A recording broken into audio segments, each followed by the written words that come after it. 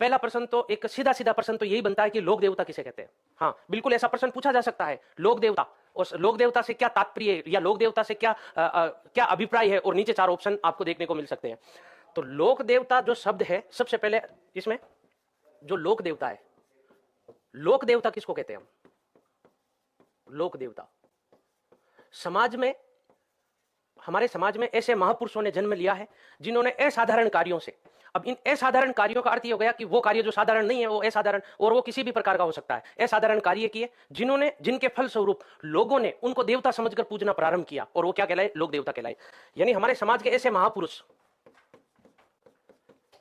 ऐसे महापुरुष, ऐसे महापुरुष, ऐसे महापुरुष जिन्होंने समाज में,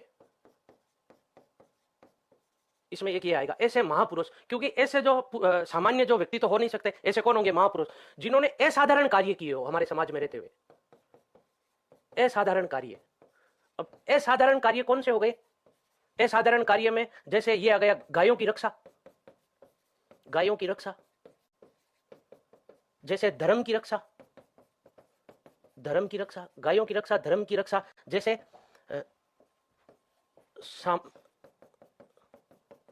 सामाजिक भेदभाव, सामाजिक भेदभाव को मिटाने का कार्य,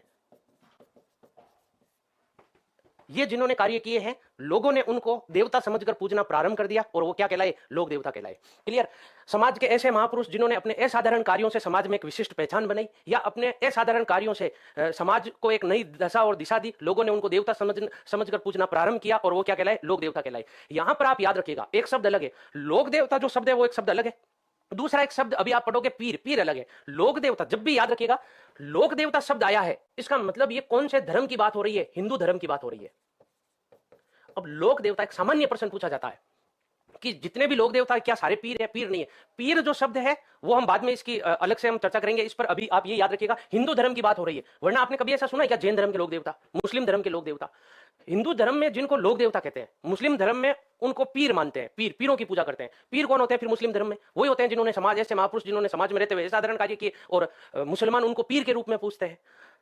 क्लियर? अब सारे लोक देवता पीर नहीं है, याद रखिएगा। यानी इसका मतलब यह हुआ कि मुस्लिम समाज सभी लोक देवताओं को नहीं पूछते हैं, मुस्लिम समाज जिन लोक देवताओं को पूछते हैं वो उनको अपना पीर मानते हैं।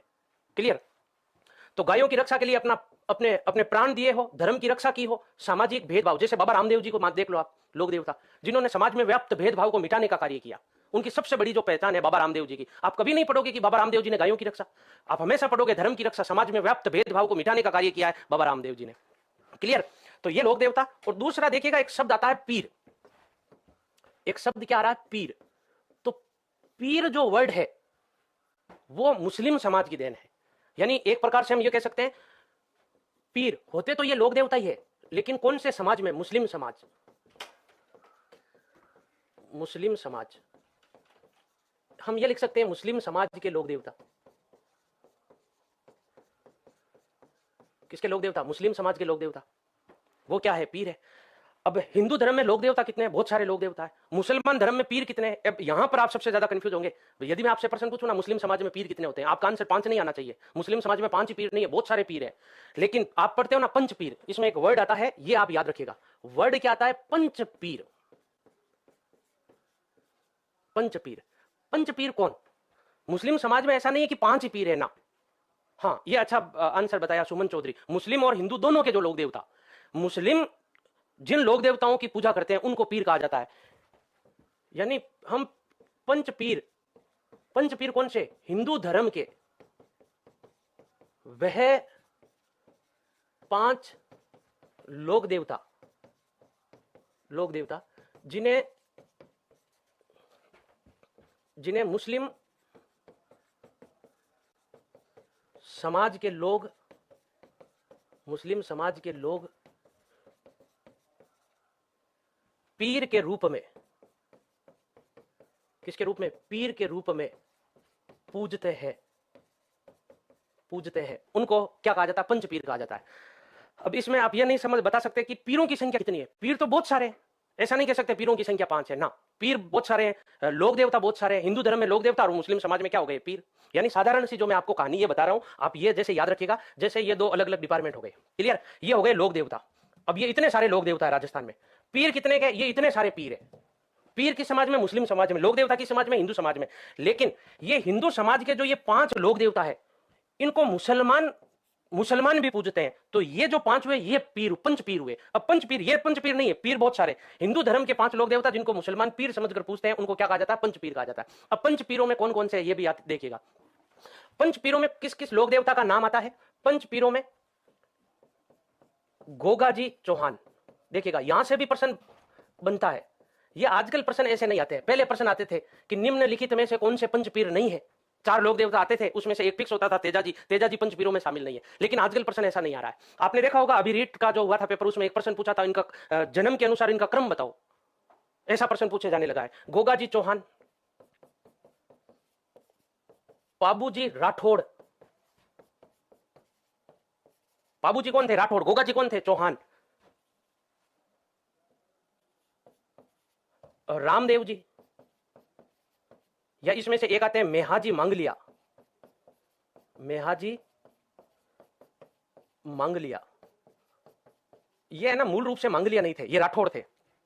ये अपने नाना के घर गोद चले गए थे और उनका जो गोत्र था वो था मांगलिया, इसीलिए मांगलिया जो होते हैं ये भी राजपूत समाज में आते हैं, मांगलिया। हड़बूजी सांकला, एक रामदेव जी हो गए, रामदेव जी। रामदेव जी जो है वो कौन है, तंवर जाति के, इनका गोत्र जो है वो क्या है, तंवर। तंवर राजपूत है ये रामदेव जी, क्लियर। रामदेव जी कौन है, रामदेव जी तंवर है। और एक अंतिम कौन है, हड़बूजी सांकला। हड़बूजी सांकला।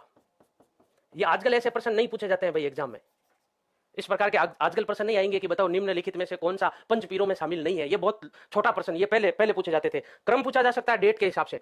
अब देखिएगा, ये जो 5 लोक देवता है जिनको हम पंच पीर के रूप में पूजते हैं, इनमें से आप, और आपको इसमें कॉमन, मैं आपसे प्रश्न पूछूं कि इन 5 जो लोक देवता पंच पीरों में जो पूजे जाते हैं, इनमें से कोई आप 3 तथ्य बता सकते हो जो इन तीनों में कॉमन है। कोई 3 तथ्य बता सकते हो, जल्दी से बताओ। 3 तथ्य कॉमन क्या है इनमें, ये बताओ जल्दी से कमेंट करके। ये जो 5 लोक देवता है,